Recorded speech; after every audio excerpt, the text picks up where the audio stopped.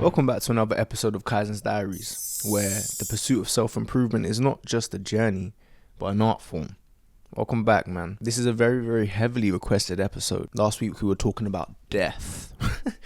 Death, not in a scary way, but to be fair, quite the reverse. We were talking about how framing your life as if you're going to die a year from now could help you cut out the bullshit from your life and live in a way that's aligned with your truest values. Today we continue that exploration. We'll be embarking on a 3-part series talking about everything I've learned on how to optimize my mind, body and soul in a way that allows me to live a very divine and beautiful and meaningful life. You know what I'm saying? In this episode, I'm going to be talking about the 3 steps to build an aesthetic mind, or what I call the entrepreneur's mind, since the most successful entrepreneurs need the sharpest, most expansive minds out of any profession. Just as athletes need the most refined bodies and artists needs the most free souls. But before we get into any of the nitty-gritty stuff of the how to do this, I want to cut through the philosophical fog here and talk about why this matters, especially given the certainty of our eventual exit from Earth School. Guys, we're all on borrowed time, man. No one gets out alive, at least in a way our physical minds can comprehend. The clock is literally ticking for all of us. But because we live in a society of bullshit stories designed to distract us from that fact, deadlines, bills, work, we forget about what actually matters. Our inner aesthetics, our mental aesthetics. By that I mean forming a beautiful inner experience so that everything we see, everything we hear, taste, touch becomes a beautiful memory. Why should we care about this? Well, again, if we're real, life is filled with mundane moments and curveballs. At times we find ourselves juggling a life that we just don't feel we entirely signed up for. You know, we all have those moments. But still, it's our life, our only life. And in the end, what will stand out? The way I look at it, if you can imagine life as a canvas and each day as a stroke of your artistic expression, it's the artistry of finding the allure in the simple, creating a masterpiece of extraordinary moments within the mundane. That's what matters. You know, cultivating an aesthetic mind is like saying, I see you, inevitable fate, but you ain't dulling my colors, fam. Nah, you know what I mean? It's about infusing a bit of magic and flair to your everyday life. You know, it's like creating a playlist of memories that you replay when your life flashes before your eyes. I think about that concept a lot, like what's going to play the last second before I leave here. And because of that, I have to notice the beauty in everything. The subtle beauty in a perfectly brewed cup of coffee.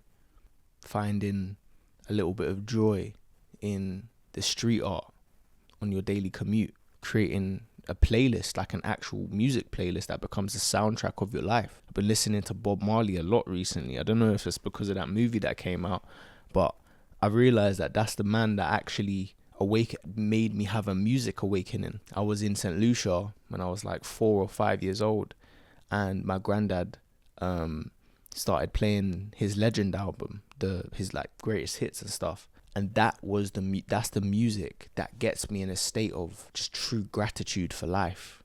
You know, those moments there, that's what life is about, man. It's the moments that we appreciate, whatever they are, that matters. Whether it be as small as a co-worker's joke or the stunning sunset that makes you reflect and pause on life. You know, someday, somehow the curtain will fall for all of us, and an aesthetic mind becomes our tool to paint a life that's uniquely ours. So this is why it matters, guys. You know? Don't you want that? I know I do. And this is something that I care about a lot. Not that we care about what other people think, but having a person say, I love the way your mind works.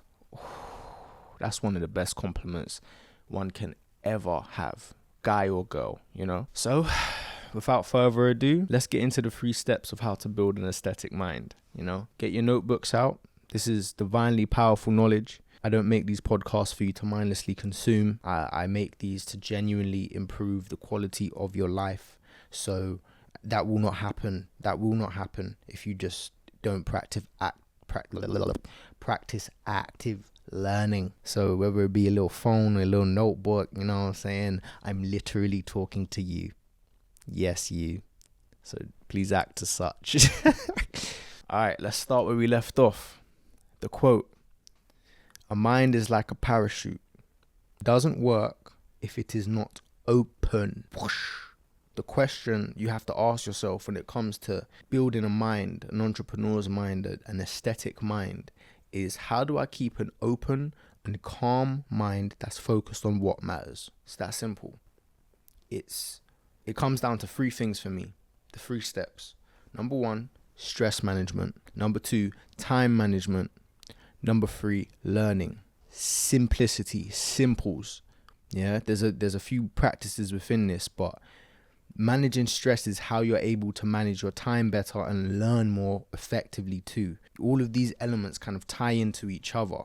So if you implement one of the 3, it will automatically help the other aspects as well. Do you know what I'm saying? So this isn't stagnant. Before we get into stress management, just know, like, even figure out the one that you are least effective in, whether it be time management, stress management, or learning, and then I would say work on that the most, and then work on your strongest one the least. Okay, number 1, stress management. I heard this from a good friend of mine, and it blew my bloody mind. It also made a lot of sense, but he's told me when a person gets into a fight or flight state, their IQ goes down an average of 60%. Think about the last time you were in a heightened state of stress or anxiety. You literally have no room in your mind for clear, expanded thinking that will lead to any form of a desired reality. Do you know what I mean? Like, why weren't they teaching this stuff in school? Don't get me wrong, there is time for stress, but controlled stress, like, that allows you to focus deeper. Stress is necessary to get into the flow state, the bliss state, you know? So, for example, you feel this exalted, this higher form of stress when you take adaptogenic compounds that allow you to convert your stress into productivity so you can perform under pressure. Shout out my Kaizen Shrooms. Makes love to Kaizen Shrooms. Told you, bro. Every episode, before every episode, I have a bit of that.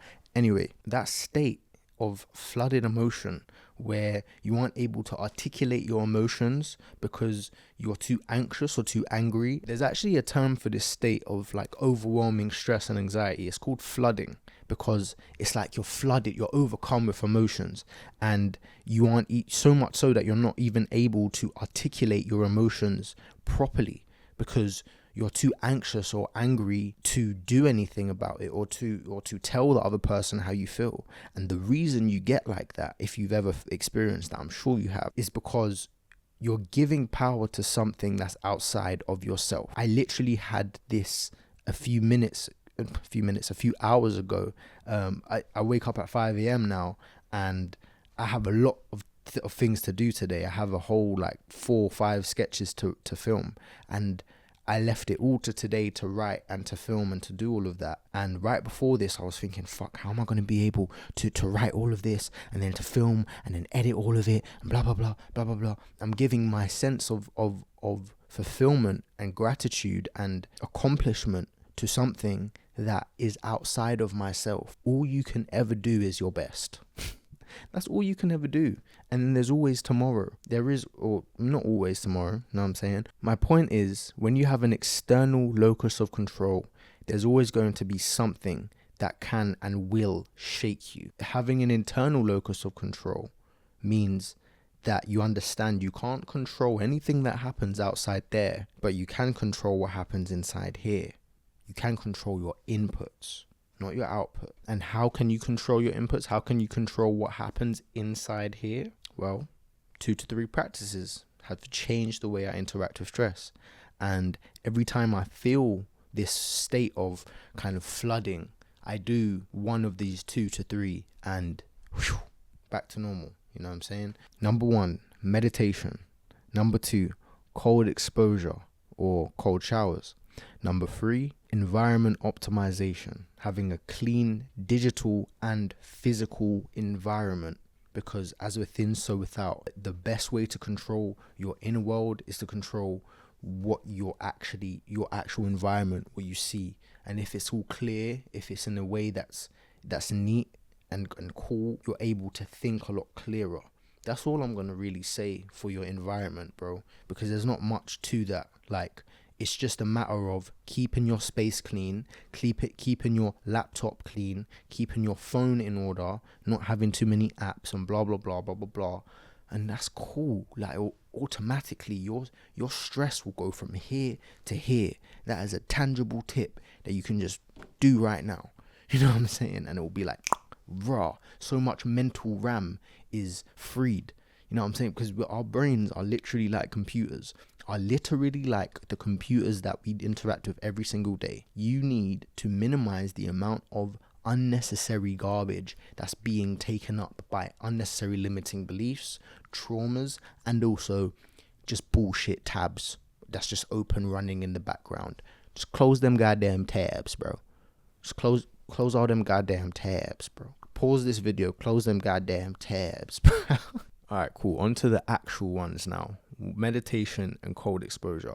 For meditation, you won't feel the benefits until maybe a few weeks after like doing it for a while. But when you do, you realize life is divine, even the bad within it. Divine. You know, every feeling fully felt is bliss. That's one of my favorite quotes, because you can find bliss in everything you feel if you go deeper into it. Even the deepest distress, right? The reason why meditation changes your relationship with stress is because you're no longer interacting with the thoughts that feed it. You know, I don't know if you know this, but an emotion can only last about 20, I think it was 20 seconds. No, it might be 20 minutes. But after that 20 minutes is up, your thoughts are the thing that perpetuates it. And so when you aren't meditating, it's easy to believe your own delusions that aren't based in anything tangible, because your brain doesn't know the difference between real life and your mental time travels, meaning your thoughts, you know?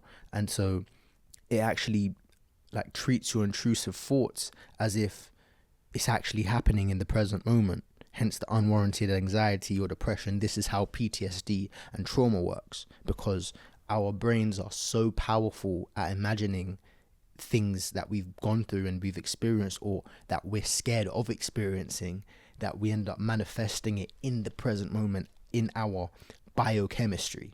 We start to feel those neurotransmitters of cortisol and stress and all the rest of it, right? So when you start meditating and disidentifying with the mind, and instead you become the watcher, the ever-present watcher behind the soul, if you will, of that mind. You start becoming the watcher of that mind, the observer of that mind. You find something groundbreaking. You realize that your vibration is what attracts certain thoughts and ideas to you, not the other way around. Let me say that again.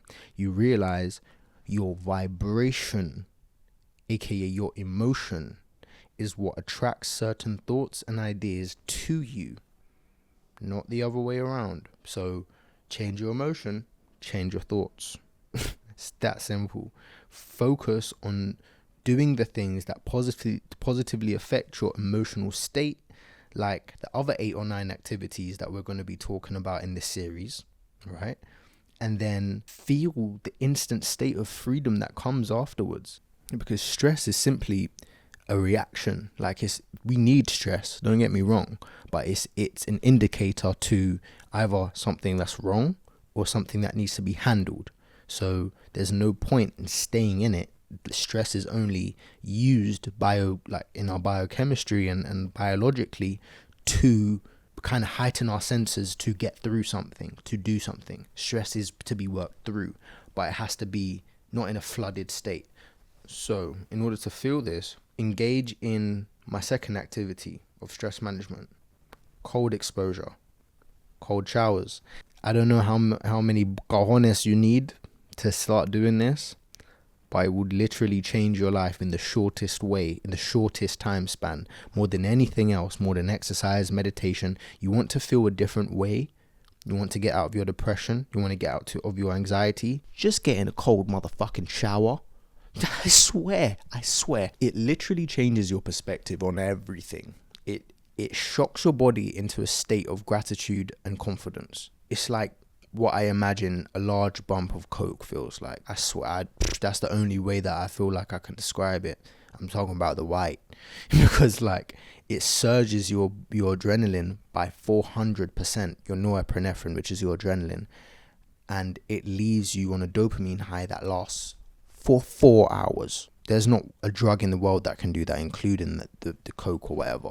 Because all of these instant gratifications that people use when they're in like depression or anxiety to get them out of that state, it's instant. So they do a line or do whatever they do, and then they're in that high for like, I don't know what, 20 minutes, and then they come lower than the dopamine, like than the level that they were at initially, and then they'd have to take another bump and another bump. They could just take a cold shower, and then you're in that state for 4 hours plus, bro. It's literally, I remember what I was saying in the weed episode when I quit weed, and I said there's other ways to manipulate your biochemistry and your normal neurotransmitters to feel naturally high. This is the shit I was talking about, bro. I'll give you a story to drive home this point. I remember a few weeks ago when my girl left for Albania. She was going to see her granddad or something. I was in such a low funk that I just couldn't shake. You know, call me attached, call me whatever the fuck you want. That's how I was feeling, because me and my girl, we are together 24/7. So it was a different mode for me.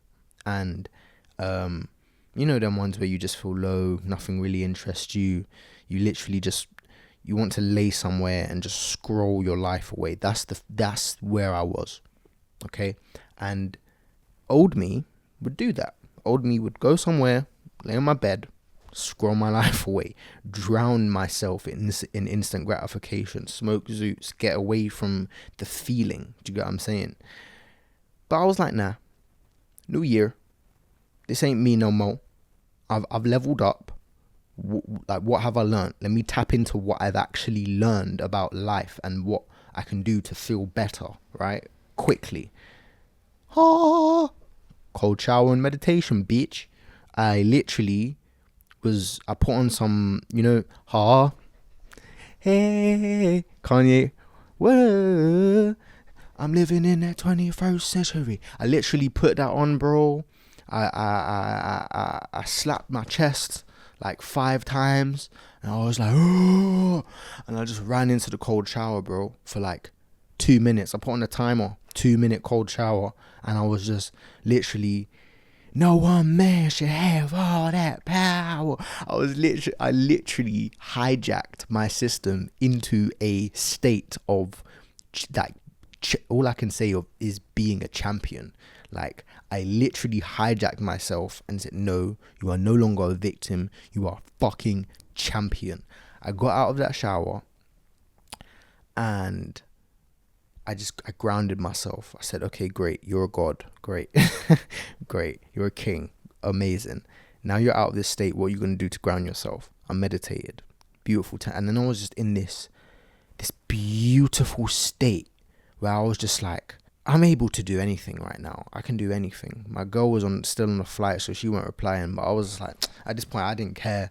I was like, yeah, I'm about to do some good creative work and then go to the gym. And that's what I did. I did some good creative work, went to the gym, and I treated myself with a cheeky Chinese afterwards, because that's my little guilty pleasure. That's my guilty food pleasure. I love Chinese food, guys. It's actually fucked. But because they just put bare MSG. But on that day, I didn't care. I was just like, I biohacked myself, bro. I changed my emotional state. I defeated karma. I was at the cause rather than the effect end of the cause and effect cycle. Anyway, that was my little story of how cold showers and just managing your stress and your emotional state can change your life just through those two. And remember, your environment, making sure your shit clean. You know what I'm saying? Just to recap, environment, meditation, cold showers. Remember, guys, this is a toolkit. This is not something that you should implement to do every single day. It's literally just well, to be fair, meditation you should do every single day. Environment, you should keep your environment clean every single day. But cold showers, you don't need to do every day. These things are just tools to get you in a deeper state of bliss in your life, you know? So on to number 2, time management.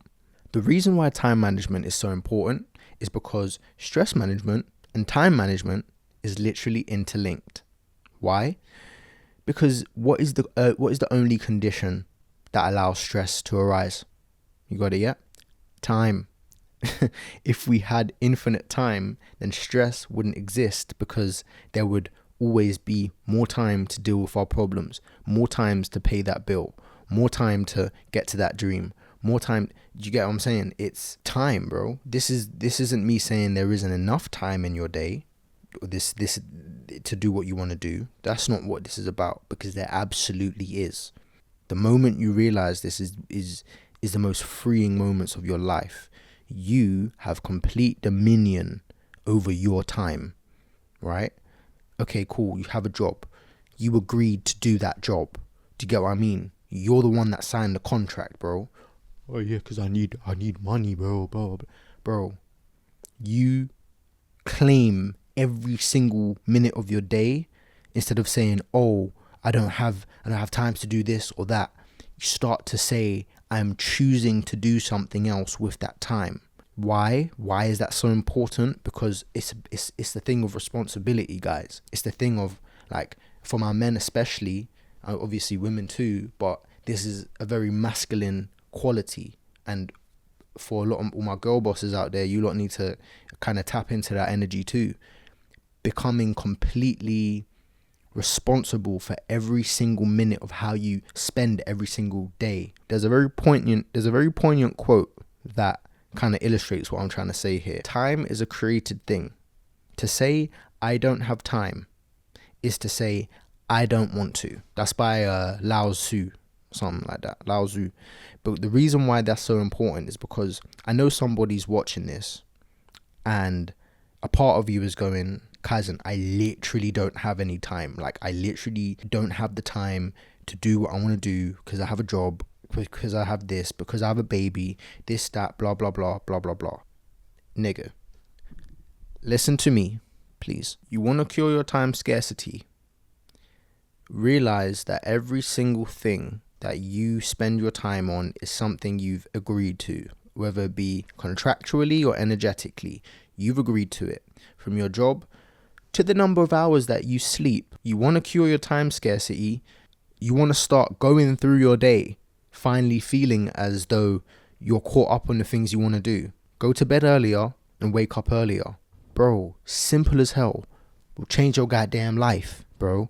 Like, this is coming from somebody who was operating from that paradigm up until this time, up until like January 1st, bro. I started waking up 5 a.m. Suddenly, oh wow, I'm so productive, blah blah blah, because I'm spending, like, a human can only really focus on what they really want to do, like have their creative blocks and stuff for 4 hours.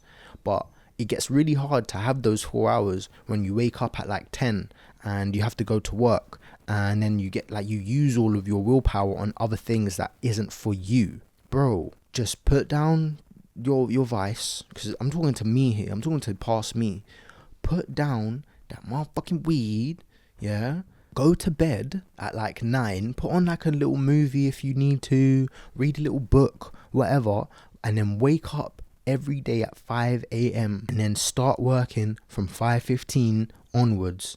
Bro, your life will change. Because I'm not even just talking about the results in your life, because that will too, but after those 4 to 5 hours of focused work every single day, after 12 p.m, you're going to feel like you've achieved what you've had to achieve for the day. You're going to be walking through life like a champion. Your relationship will get better. Your career will become more fulfilling. You will feel better within yourself. I'll give you guys another story to kind of illustrate what I'm talking about here. This happened maybe the first time I was in St. Lucia with my girl, 2021, right? I still wasn't waking up early. I was doing some book work at like 2 p.m.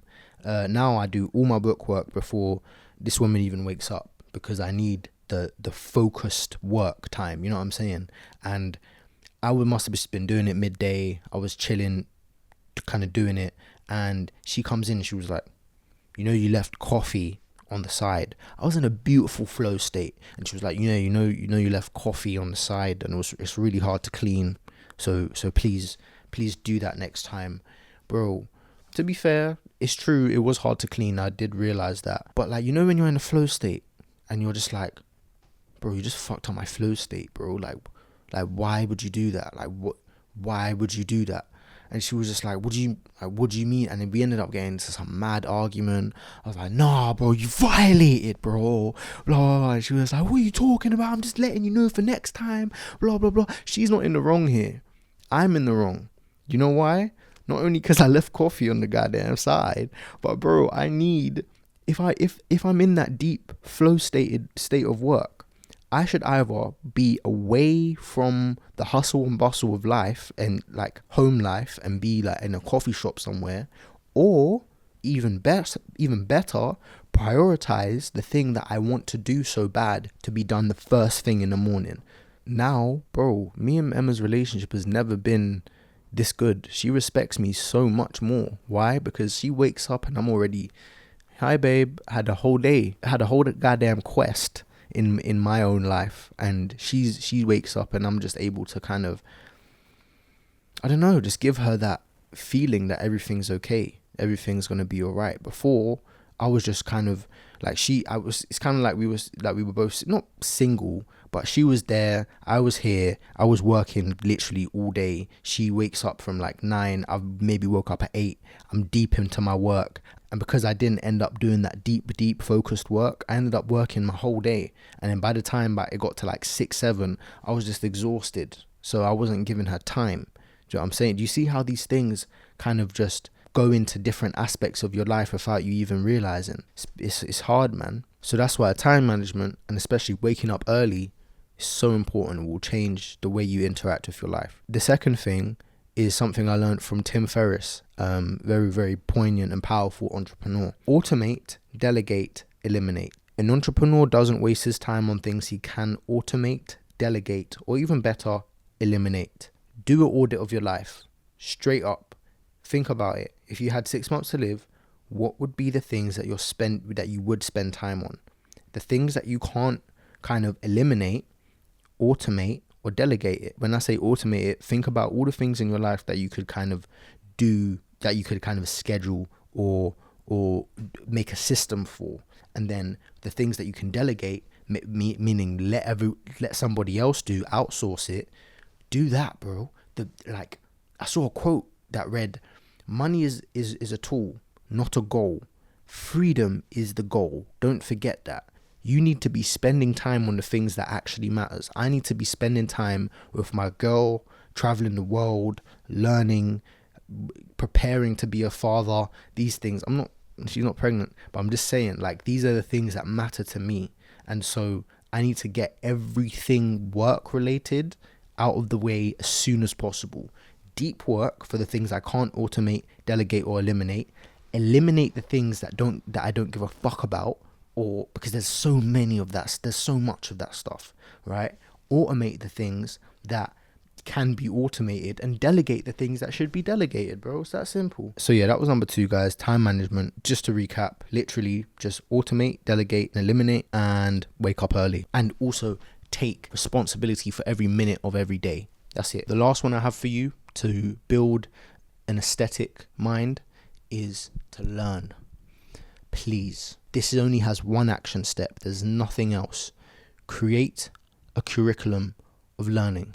Just like them universities and them goddamn secondary schools and all that have these kids learning bullshit.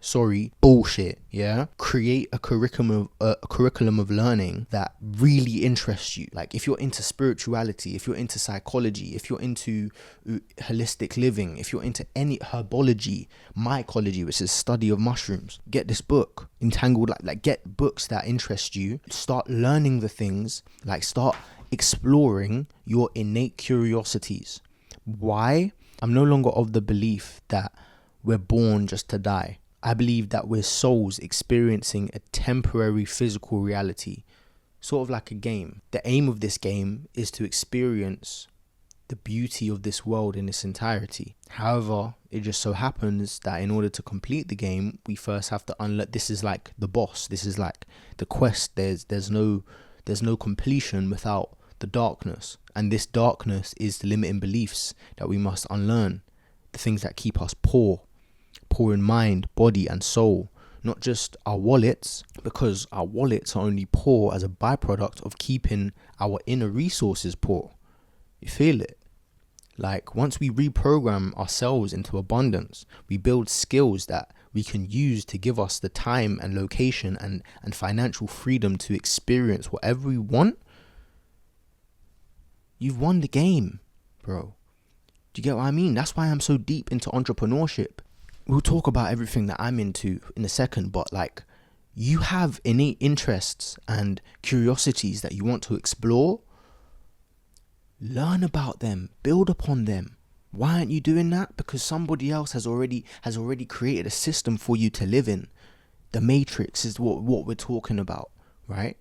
Like the more you learn, the richer your experience of life and creativity becomes. I'm talking about the more you learn about shit that matters, bro. Not Pythagoras theorem. Obviously, I'm not talking about the engineers out there, the people that want to be engineers, cool. The people that want to be mathematicians, that is something you need to learn. But not my poets, not my creative geniuses out there.